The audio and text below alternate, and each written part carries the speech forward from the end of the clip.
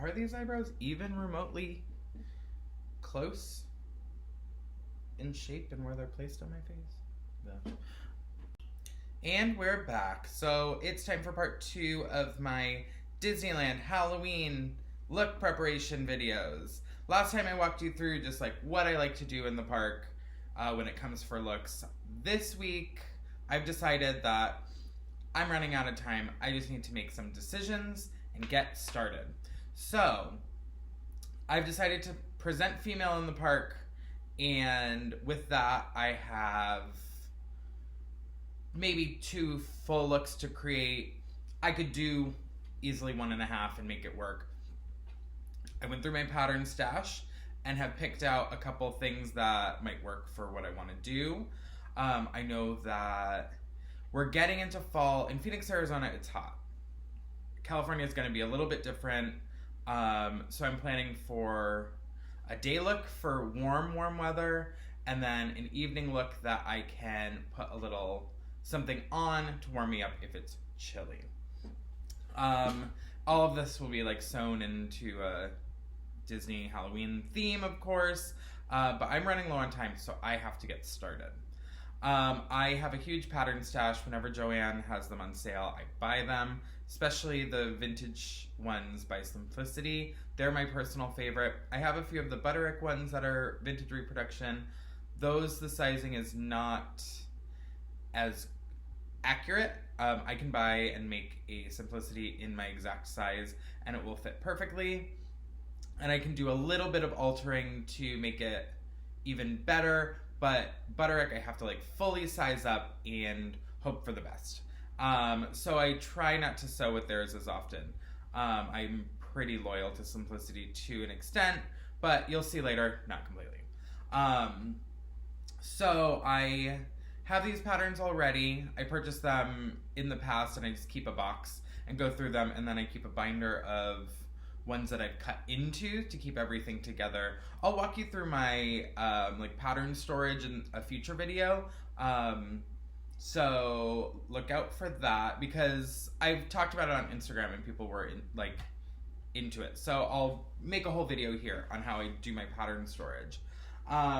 But I went through my pattern box today, picked out a few things, and I really like the ideas that I've kind of come up with in pulling these out. So like I said, I would do a day and an evening look. Probably not produce every piece if I'm doing separates. I have a Mame mock turtleneck Mouseketeer short sleeve cream top that I kind of wear outside of the Disney park too, but I've worn it. I love wearing it there. It's kind of one of those perfect theme looks that you don't have to try very hard to produce perfectly. But for the daytime, I have this sewing pattern that I thought could be a great one to utilize for Disneyland. So it is Butterick B5708. It's a reproduction. Like I said, their reproductions run small. Maybe it's all their patterns run small. I have to size up to the largest in this pack for it to fit me. Because I made the mistake of doing my normal size, which is a 20 in dress patterns. I did a 20 in a beautiful liquid satin, like copper colored 40s cut dress, and it was just too tight across here, too tight on the arms, too tight across the bust. It like just fit my waist. It was not the right size. So I know with this pattern, I'm gonna have to size up. Now there's a few different styles of dress. It's actually only one style of dress that you can tie the shoulders differently. And then like when it comes to showing A and B, style B is actually the same thing, but you use a contrasting fabric for the top, which I think is what I'm gonna do. I wanna do this half and half bodice. I'm thinking of doing half orange, half black, and then doing the skirt, depending on how many panels it's made out of, or I'll just make it out of panels that aren't kind of specified in the pattern. So it's like a half, and then opposite half and half on the skirt in orange and black. And then on the top bit, where it would be a different color for style B, I'll do it in... I could kind of go for anything. I have an orange and black gingham that I utilized from Joann last year. I bought a lot of that fabric, and I have enough left over that it would be a good, like, gingham pattern, and then the half black, half orange, and then the half black, half orange. So it'd be this style of dress, but really way crazier in print and pattern. I would then obviously want to do, for me, I love like adding Disney specific details. So something like adding Mickey Mouse, pumpkin shapes, like appliques on the bottom of the skirt. Things like that bring it to Disney, still make it wearable for the rest of the Halloween season, and just combines a lot of things I love. I'm very lucky that Cheyenne, who I live with, if you're not familiar with Cheyenne and Lauren, they're my best friends, moved to Phoenix, Arizona because of them. And Cheyenne is a cricket mom. She has her cricket, she loves it, she's been teaching me how to use it. I still have her do it for the most part because I don't completely get it, but I did make my own cricket design for a Mickey Mouse pumpkin head. So I like to cricket things and put them on there. That's how we all have the perfect Mouseketeer shirts. Cheyenne made them on her cricket with felt appliques, so they're like as accurate and beautiful as can be. Also, did everyone go to Target and see the Halloween Disney stuff? Because I got this mug, and I don't even drink coffee, but I was just like, I want it. It's very cute. Mickey's a little vampire in a top hat. So, walked you through my first idea. This dress. This would be for the daytime. This dress, half black, half orange, little orange and black gingham on the top, Disney-themed appliques. Very, not simple, but maybe simple. I think this dress might actually be an easy one for me to put together. Another way I could take it is there's a very cute Halloween plaid at Joann that I got sucked into one last year. Or last year it was a gingham. This year they have a plaid. A Halloween plaid might just be perfect to do this dress in just one print all over, do the Halloween plaid, and then add appliques in solid. But I really do like this dress. I think that this style and tying and this one are both very cute, and I could get away with them in the day at Disneyland and not have them be a problem. I do worry about full skirts at Disneyland a little bit because I've had situations where I sit down in a ride that like moves you around a lot, and I feel like I'm sliding in the seat and could slide right out and be a Disneyland death.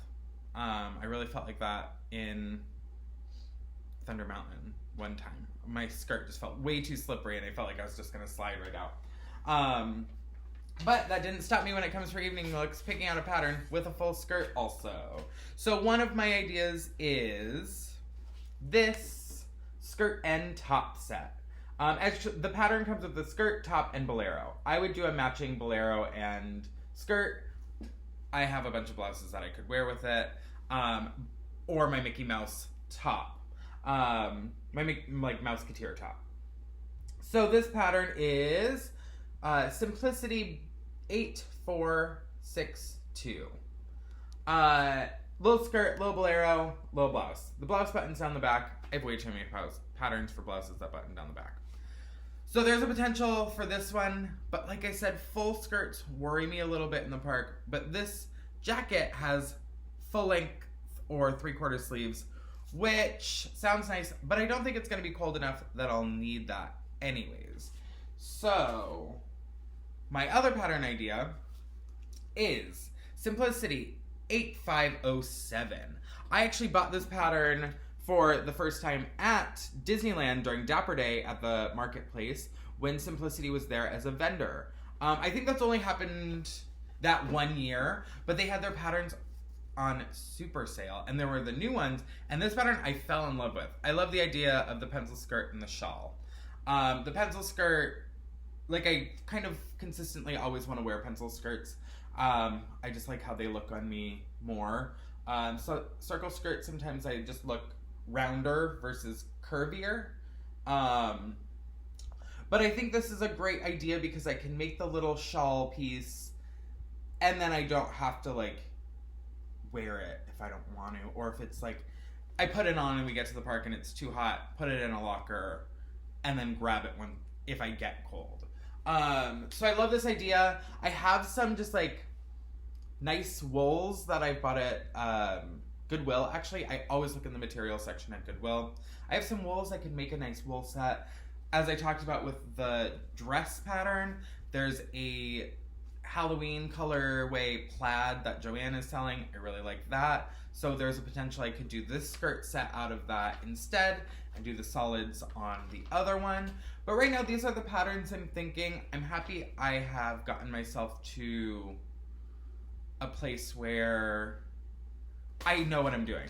Now, presenting female in the park, I'm gonna have to fix up one of my wigs for sure because, well, my fall. It'll be like a half wig. Front of my hair can be styled, done in the back. But I'm gonna have to really pin that stuff down to go on Indiana Jones, to go on Thunder Mountain. So there's like problems that make things harder, and I never know what shoes to wear. So these are all things that, especially when I get to, I'll do a packing video before we leave, where you'll kind of get to see the last little bit of decision making on what the heck I'm wearing to this park. I'm super excited about this Disney trip. If you didn't know, I'm also super excited to be here on YouTube. Thank you everyone who's watched my videos. Thank you for people that are subscribing now or have subscribed already. If you haven't subscribed, it'd be great if you did. There's going to be more content like this. It's going to be very drag, very vintage, very Disney. All of the above kind of mixed together in a very Mame way. Thank you all for watching. Like and subscribe. See you soon with part 3 of my Disney preparation videos, where I'll go shopping for all of my materials. See ya! I realized I forgot to show you my pin, which is the other one that Lauren got me. Special Haunted Mansion one that's Madame Leota. This was the Club 33 special one that came out in 2016 that Lauren hunted down on eBay for me. It's very cute. I love it. I love Madame Leota. As I told you in the last video, Lisa Penny is making me a special light up Madame Leota brooch just for the weekend. I'm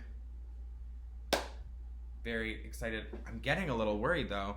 The Haunted Mansion, which I might be out of date, I haven't checked yesterday or today, has not closed yet for refurbishing for the Halloween season. Halloween start date, which said September 6th, and it said Haunted Mansion would be open as Halloween by then. So I'm getting a little worried that it might be closed during my trip. And if it is, I'm going to cry a lot.